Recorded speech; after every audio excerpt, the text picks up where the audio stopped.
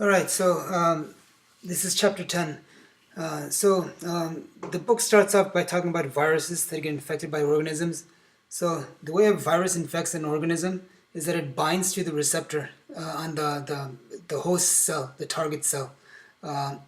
Once it attaches itself, then what it does is it injects its genetic material inside that cell.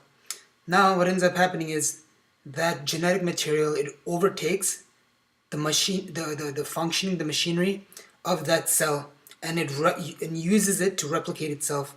Eventually, so what it does is just makes lots and lots and lots of copies of itself, and then it just kills the cell, it destroys the cell, and then you get new viruses that get released. Each one of those viruses will go in and infect another cell, and the whole thing happens over and over again. It's a cycle. So we don't consider virus as being a living organism. Main reason why is because it can reproduce it doesn't have the ability to reproduce by itself. So they're not cellular. That's another reason why. Again, they don't have the machinery that a cell does. One of them being to be able to reproduce itself, to produce proteins, etc. So because a virus it's so simple. Compared to like a bacteria, they're relatively easier to study at the molecular level. For this reason, viruses are used to study the functions of DNA. So the big idea for this chapter is to look at the structure of genetic material, which is DNA, how DNA replicates itself, and then how proteins are produced from DNA. So we call that the flow of genetic information. And then your teacher, in this chapter, he doesn't go into the genetics of viruses and bacteria. So the structure of genetic material. So DNA and RNA, they're polymers of nucleotides. So DNA and RNA, they're both made of nucleic acids. Okay, they are nucleic acid. So one of the two strands of DNA, each of the strands, they're a polynucleotide. So in other words, it's a nucleotide polymer. It's a nucleotide chain. So what is a nucleotide made up of? It has a nitrogenous base, it has a sugar, a carbon sugar, and a phosphate group. So the nucleotides are joined together, one another by the sugar phosphate backbone. So each type of DNA nucleotides has a different nitrogenous base or nitrogen-containing base. So it's either adenine, okay, which is abbreviated by A, cytosine, which is abbreviated by C, thymine, which is abbreviated by T, and guanine, which is abbreviated by G. So if you look over here, this is a DNA molecule. What do you have over here? You have this. So this is the sugar backbone over here. Okay, the sugar phosphate backbone. And then you have these bases that are sticking inwards from it. So here's that T, that thymine, the G, the guanine, A, G, A, C, C. And then notice on the other end, you have A, C, T, C, T, G, G. Now, RNA is essentially the same, in that the difference being that RNA, it does not have this base thymine T. Instead it has U, or uracil. So if you look over here, wherever there's a T on one strand of the DNA, there's an A on the other side. Well, for RNA, if you have a T, it's because RNA does not have, T, what is it going to have? It's going to have A. Okay, so on RNA. So what do you have over here? It should be A. Now, if RNA has if the DNA has A, then on the other side of RNA, you're going to have a U, uracil. We'll get to this in a minute, but I just wanted to put this out for you now. The main difference one of the differences between DNA and RNA is that RNA does not have RNA does not have T, thymine. Instead, it has U, uracil. Okay, so remember that. The other difference is that the sugar, RNA has ribose, whereas DNA has a sugar, deoxyribose. So again, if you look over here, what do we have? This is that, here, if you look over here, this DNA nucleotide, this part over here. This part, the yellow part, that's a phosphate. This is the sugar, and this is the nitrogenous base. So if you look over here, you got a phosphate, you got the sugar, and then you have the nitrogenous base T in this case. In this case, it's C, the cytosine, adenine over here. So again, the phosphate group, that's the yellow, the sugar, Okay, that's the blue part, and then the base, the nitrogenous base is the green part, or this yellowish and the orange, or again this one. So again, this whole thing is a DNA nucleotide, the phosphate, the sugar, and the thymine.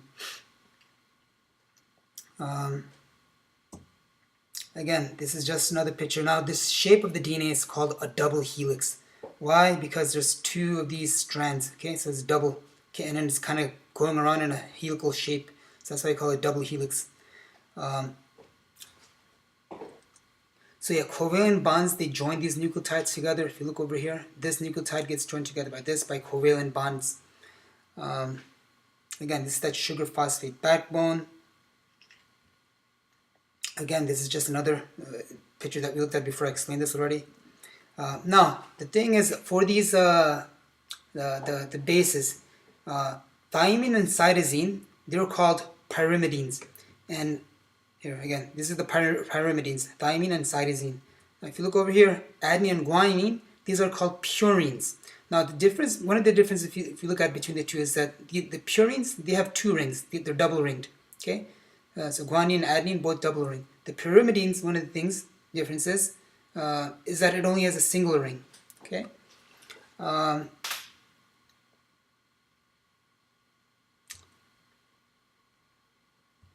Okay, there we go.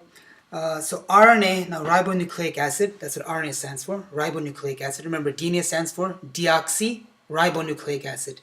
Deoxyribo, deoxy meaning no oxygen, and ribose, that's the sugar, okay, nucleic acid. So it uses the sugar ribose instead of deoxyribose in DNA, and RNA has a nitrogenous base, the uracil instead of thymine. Right, so this is one of the two main differences between DNA and RNA. RNA has uracil, okay, for the nitrogenous base. It does not have thymine. So here, this is the RNA now. What does RNA have? It has a sugar called ribose. Okay, it has uracil, or it could have uracil, but not. It will never have thymine. And then it has the same phosphate group. And this is just another picture showing you a strand of RNA. And the reason that I know it's RNA is because it has uracil, U over here. Okay, well, one of the reasons why, yeah. And then it has a sugar ribose, not deoxyribose. So, yeah, in 1952, after the Hershey-Chase experiment demonstrated that genetic material was most likely DNA, the race was on to describe the structure of DNA and explain how the structure and properties of DNA can account for its role in heredity. So this lady right here, Rosalind Franklin, she was able to take an X-ray picture of DNA, and this is what it is. So 1953, Watson and Crick, James Watson and Francis Crick, they deduced the secondary structure of DNA. So they used that X-ray crystallography that Rosalind Franklin she took, and they worked off that to describe its shape. Maurice Wilkins also helped with this. Shargov's this is another scientist, Shargov.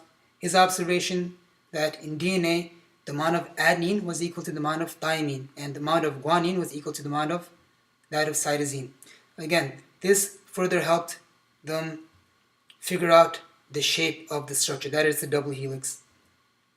So Watson and Crick report that DNA consisted of two polynucleotide strands wrapped in a double helix. Again, this is true. So the sugar phosphate backbone is on the outside, the nitrogenous base are perpendicular to the backbone of, in the interior. So in other words, the bases are on the inside. So it's kind of like the steps of a ladder. So specific pairs of bases give the helix a uniform shape. Again, A always pairs with T, forming two hydrogen bonds. And because there's two hydrogen bonds, the A and T bondings are a little bit stronger than the G and C. I'm sorry, hold on. G and C, G pairs with C forming three hydrogen bonds. And then, this would be stronger, G and C, not A and T. So again, if you look over here, this is that strand. This is that DNA molecule. Think of it like this. It's like a ladder if you look at it, almost like a ladder. This is the sugar backbone, sugar phosphate backbone. Then these are the bases, the nitrogenous bases. These are the steps. And what happens is that they twist, or in other words, they form this helical shape. This is what the DNAs look like. So again, it's that same thing. Now if you look over here, what do we have? The hydrogen bonds between G and C, and then you have two double bonds over here, where you got, hold on, where did it go? I think there should be it might be a mistake. Please check your book. I think the A and T bonds may be stronger than the G and C. Read your book on this. I'm not sure if it's important or not. Again, going back over here, they're showing that so in other words, the main thing to understand is that there's hydrogen bonds that link one nucleotide to the other nucleotide. So this strand of DNA and this strand of DNA, they get linked together by what? These base pairs. And how do these base pairs connect? By hydrogen bonds. Okay, that's a big picture to understand. Which of these is stronger? Obviously, if there's more bonds, the more bonds, the stronger it'll be. So if this is correct, and if there's 4 bonds here, then this is more stronger. Or I'm sorry, no, it's showing 3 bonds. Sorry, yeah. So G and C does have 3 bonds. So you see, 1 bond over here, these guys bond here, 2, and then over here, there's another bond, 3 bonds. And then over here, if you look, 1 bond over here, another is going to bond over there. You got 2 bonds. So 1962 Nobel Prize was awarded to James Watson Crick and Maurice Wilkins. Rosalind Franklin probably would have received the prize as well, but she died from cancer in 58. She didn't get the award. Watson-Crick model gave new meaning to the words gene and chromosome. So the genetic information in the chromosome is encoded in the nucleotide sequence. Make sure you know these names. It might be on the exam. DNA replication. So in their description of the structure of DNA, Watson and Crick noted that the structure of DNA suggests a possible copying mechanism. So DNA replication follows a semi-conservative model. 2 DNA strands, they separate. Each strand is used as a pattern to produce a complementary strand using a specific base pairing. Each new DNA helix has 1 old and 1 new strand. So if you look over here, what's going to happen is both of them, they separate, and then in the middle you get the new strands coming through. So again, you look over here, this is the parent, the original DNA molecule. Okay, now what's going to happen? You want to copy, right? It needs to double itself. For example, this cell is about to replicate. It's just producing a new copy of itself. So what it needs to do is it needs to replicate the DNA, of course, have an exact copy of it. So what's going to happen is one side splits open, the other side splits open. In other words, you just split down the center. Now what happens? This side has A. What's the other side going to have? The side that's going to get built, a T, C, a G, the G, the C. Now on the other side, again, what happens is this side had a T, right? So what's going to get built over here? The A, the G, the C.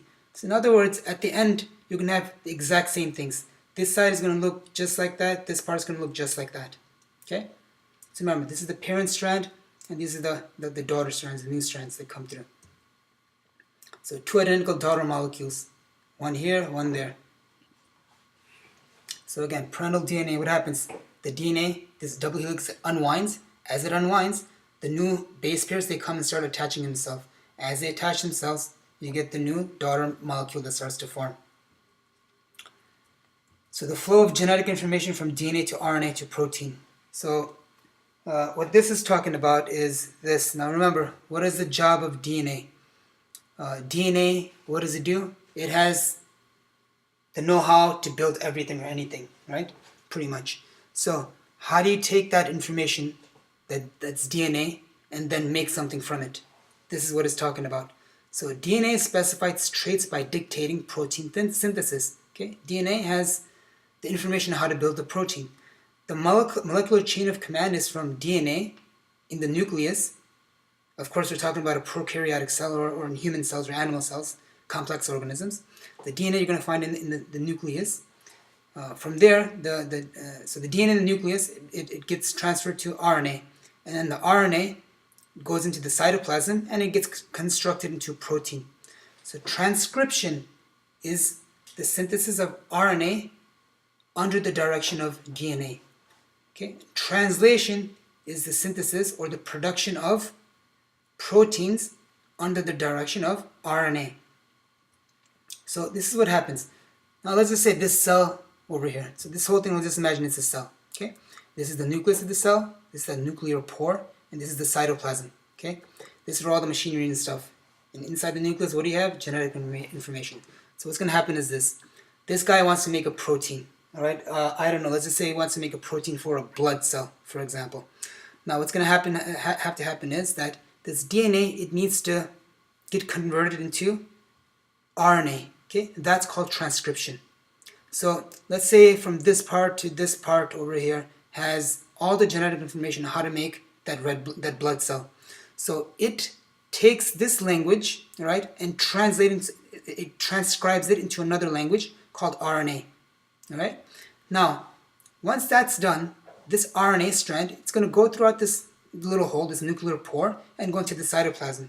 Once it goes into the cytoplasm, the RNA, it gets translated into a protein. It gets built into a protein. All right. So that's essentially it. In a nutshell, this is what happens. This is the big picture. What happens with DNA? You want to make a protein. All right. So you take the directions that's there and you transcribe it into RNA. Okay. The RNA goes out into the cytoplasm and gets translated into the protein. Gets built into the protein.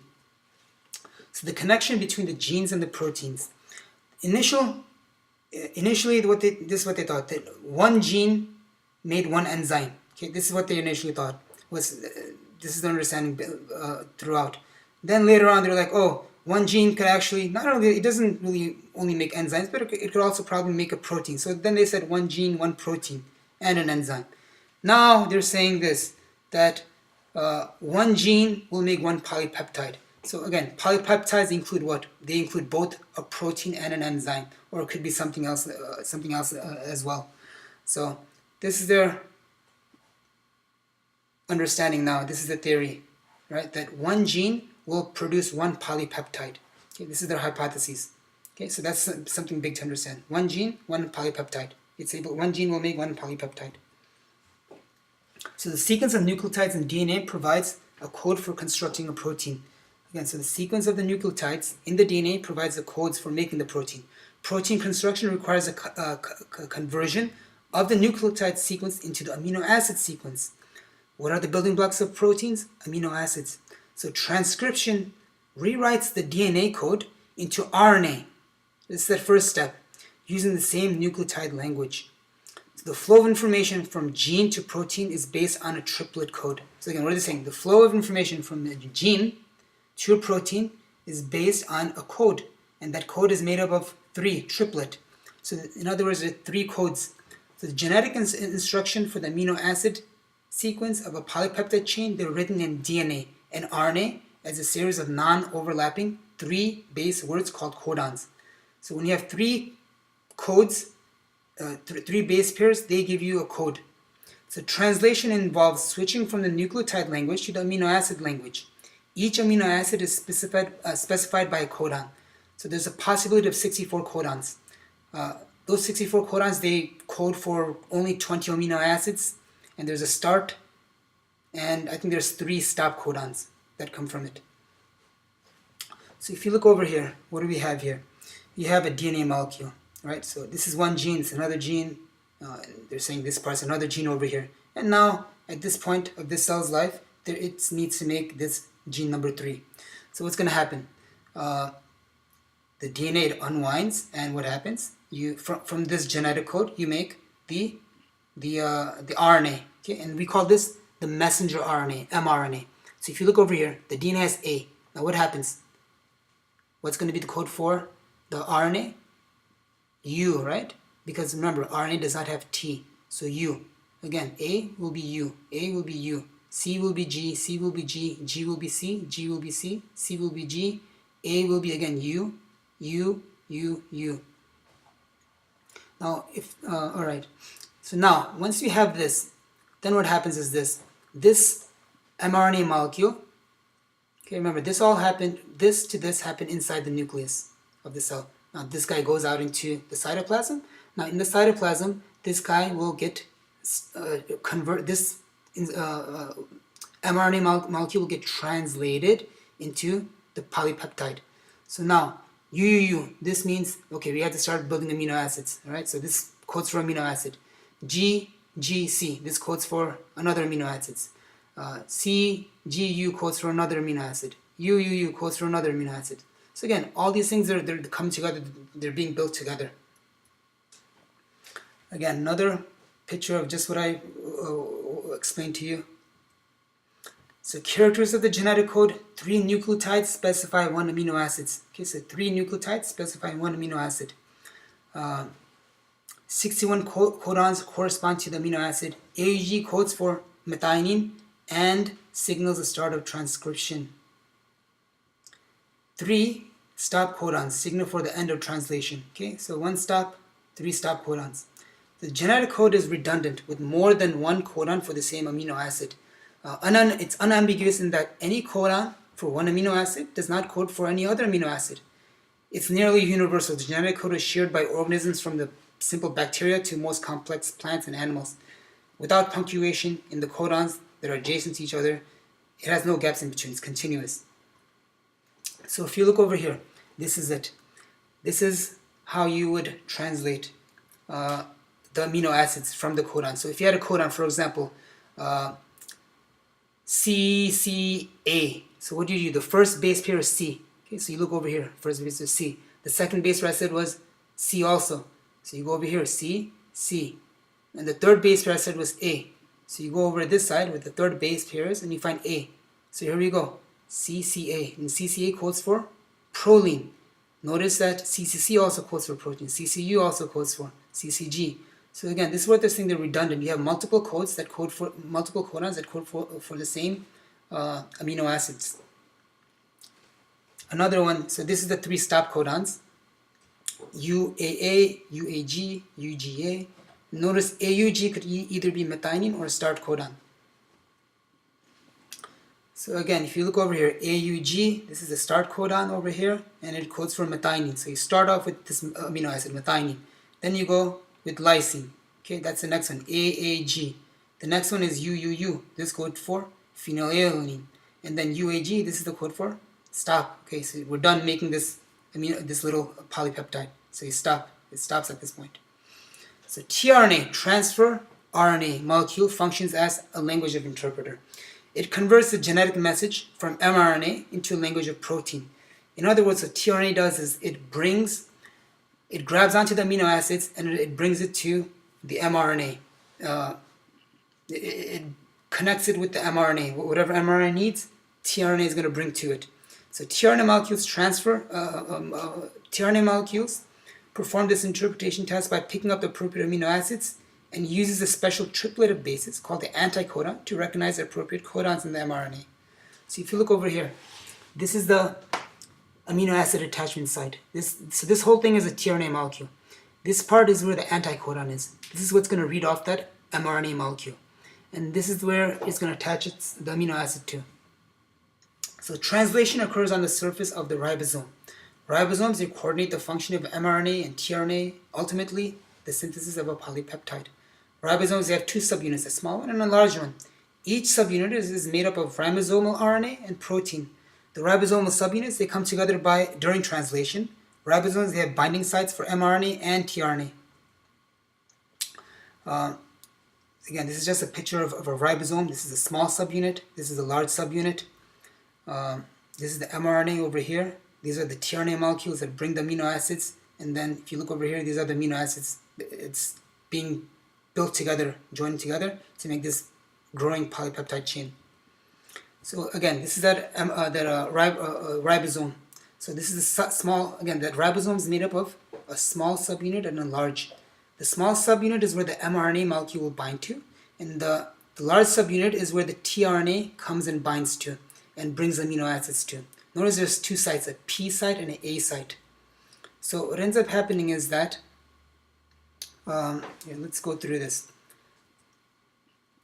I'll come back to this in a minute. So transcription is the synthesis of RNA from a DNA template.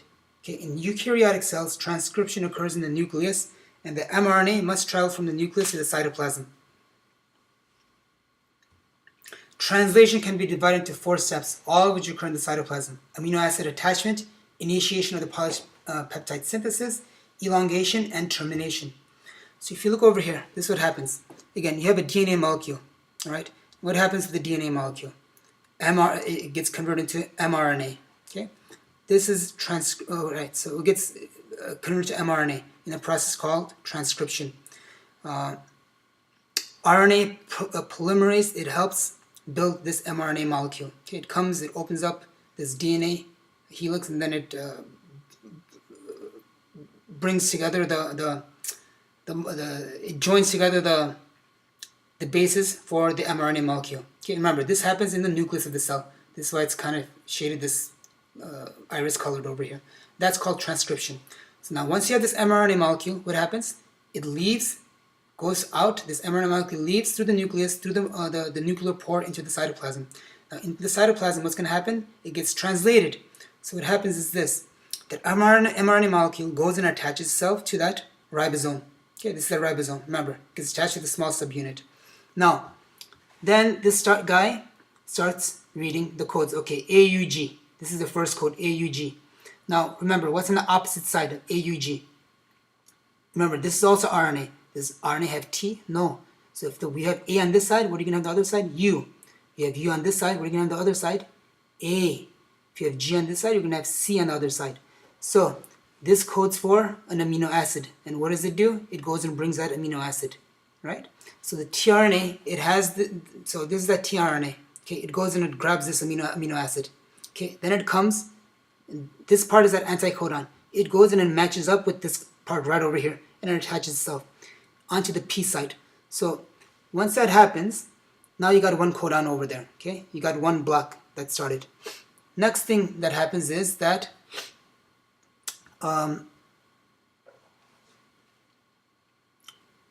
another guy is going to come over, and it's going to come to the A side, right? And so another tRNA molecule will come and sit itself over here. I'm sorry. Yeah. So okay. Another molecule will come and attach itself over there. That process is called elongation. Eventually, you have a code that says stop, and then that's a termination. So what do you have? You have translation, amino acid attachment. So it goes and attaches itself. Oh, I forgot this part. So yeah. So the tRNA molecule, it's going to go attach itself to an amino acid. It's going to go pick up that amino acid to that to the amino acid binding site up there. And the anticodon then will go in and attach itself to the mRNA molecule. Remember, this is that tRNA. It'll go attach itself here on that P site.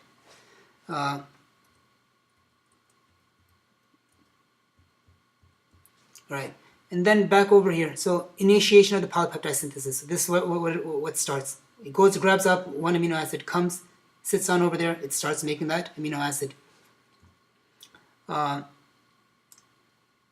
Next thing, elongation. More and more amino acids come. As more and more come, this chain starts to grow. Eventually, you stop.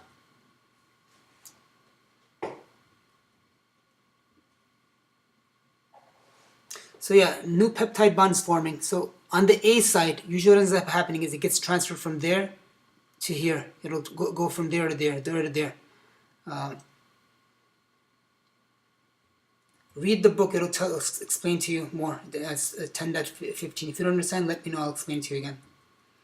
So mutation is any change in the nucleotide sequence of a DNA. So mutations, they can involve a large chromosome, a region on the chromosome, or just a single nucleotide pair.